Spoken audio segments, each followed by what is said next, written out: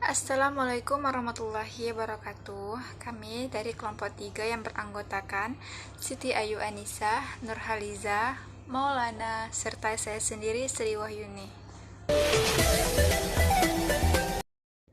Nah, di sini kami akan memaparkan mengenai apa itu e-book serta komponen-komponennya. Nah, agar teman-teman lebih mengetahui lebih lengkapnya lagi, silakan ditonton videonya. Selamat menonton. Assalamualaikum warahmatullahi wabarakatuh. Perkenalkan, nama saya Siti Ayu Anissa dengan NIM 190384202031. Baiklah, saya akan menjelaskan mengenai pengertian e-book menurut para ahli. Menurut Danang tahun 2009, e-book adalah sebuah versi elektronik dari sebuah buku tercetak yang dapat dibaca pada sebuah personal komputer atau alat lain yang didesain khusus untuk membaca e-book. Kemudian, menurut Putu Laksman Pendit tahun 2008, buku elektronik adalah buku cetak yang diubah bentuk menjadi elektronik untuk dibaca di layar monitor. Sedangkan definisi dari Oxford Kamus Bahasa Inggris, e-book adalah versi elektronik dari buku cetak yang dapat dibaca pada komputer pribadi atau perangkat genggam yang dirancang khusus untuk tujuan ini. E-book didedikasikan bagi mereka para pembaca media elektronik atau perangkat e-book baik melalui komputer atau bisa juga melalui ponsel yang dapat digunakan untuk membaca buku elektronik ini. Dari penjelasan tersebut, dapat disimpulkan bahwa e-book atau dalam bahasa Indonesia disebut dengan buku elektronik atau buku digital merupakan buku yang dicetak dari berbagai jenis informasi digital, dapat berupa teks, gambar, audio, dan video yang bisa dibuka lewat komputer, tablet, smartphone, atau perangkat sejenis lainnya.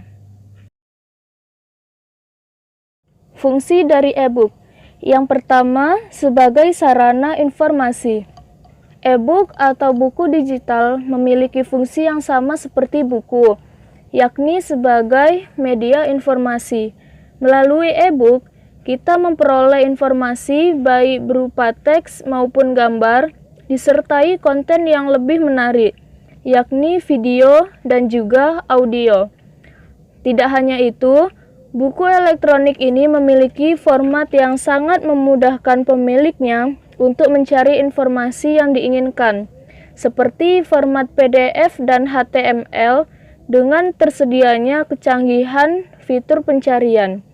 Anda dapat mengetikkan kata kunci pada bagian pencarian, kemudian e-book akan membawanya pada laman yang dituju.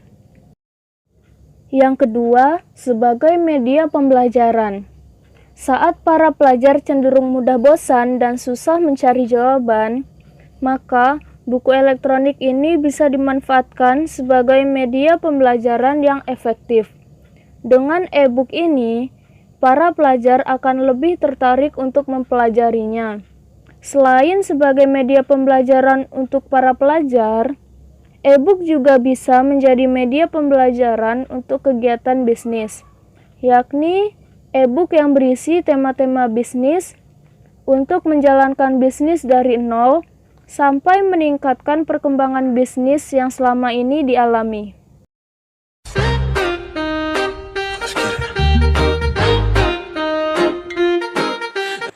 Assalamualaikum warahmatullahi wabarakatuh. Perkenalkan, nama saya Nurhaliza dengan NIM 19038420202034. Nah, di sini saya sebagai pemateri kedua akan menjelaskan mengenai tujuan e-box dan juga format e-box.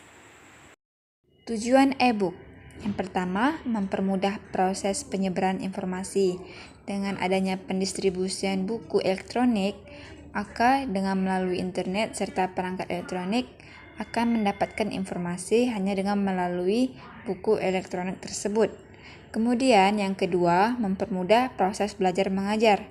Nah, Dengan adanya e-book akan mempermudah guru memberikan materi pembelajaran berbentuk buku elektronik karena dapat dilakukan di mana saja dan kapan saja. Yang ketiga, melindungi penyebaran informasi. Nah, dengan adanya buku digital ini, maka pengguna buku elektronik ini akan dengan lebih mudah menggunakan buku elektronik tanpa takut rusak, seperti halnya pada buku cetak.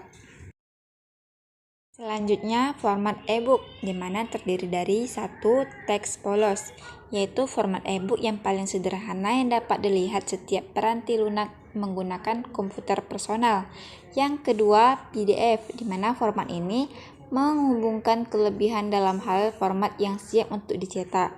Yang ketiga, format JPEG, di mana seperti halnya format ini terdiri dari gambar. Format JPEG ini memiliki ukuran yang besar dibandingkan ukuran teks yang dikandungnya. Yang keempat, format LIT, di mana format ini menampakkan format dari Microsoft Reader yang menggunakan teks dalam buku elektronik. Yang kelima, format HTML, di mana format ini ditandai dengan gambar dan teks yang dapat diakomodasi. Yang keenam, format Open Electronic Book (OEB). Format ini dikenal sebagai suatu format buku yang berbasis pada XML yang dibuat oleh sistem buku elektronik. Baik, assalamualaikum warahmatullahi wabarakatuh. Dengan saya Maulana, NIM 19038420202. Baik, di sini saya akan menjelaskan dampak penggunaan e-book. Dampak penggunaan e-book ini ada dua, yakni dampak positif maupun dampak negatifnya. Dampak positif terdiri atas yang pertama, menambahkan pengetahuan dan wawasan. Yang kedua, perubahan metode ajar lebih interaktif. Dan yang ketiga, menghemat pengeluaran dalam proses belajar. Adapun dampak negatif di sini, dampak negatif terdiri atas yang pertama, mempengaruhi orang-orang yang terkait dalam bidang penerbitan seperti penulis, penerbit, pedagang, dan konsumen buku.